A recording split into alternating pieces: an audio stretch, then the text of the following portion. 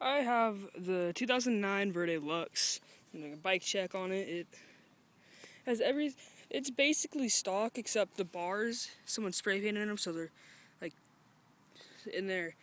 they're like a gray color, and then they painted the grooves so the paint chipped off because my bolts weren't tight enough. It is everything stock. 25 tooth sprocket with a 9 tooth driver, right hand drive, smoked orange, or most people like to say copper color on the nipples and the hubs.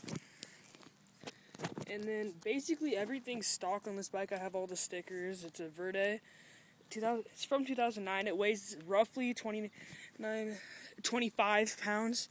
It is.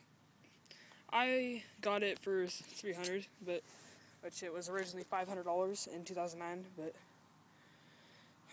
I bought it from a guy off Craigslist that spray painted the bars. But he messed up pretty bad. I don't know what that is.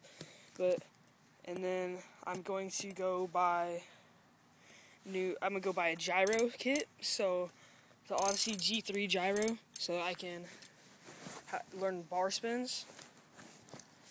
But other than that, that's about it. I have stock Haro tires. I don't know how those got on there, but basically, if you like biking, it's my stem is a Verde stem. It's a Verde cranks, I'm pretty sure, because it's a stock cranks.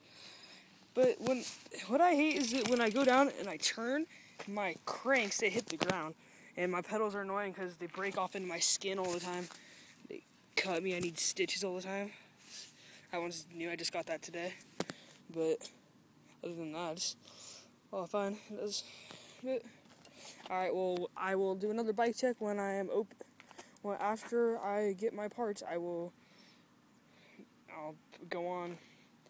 I'll do a parts opening, and then I will do a bike check after I get my parts on. Alright. Thanks.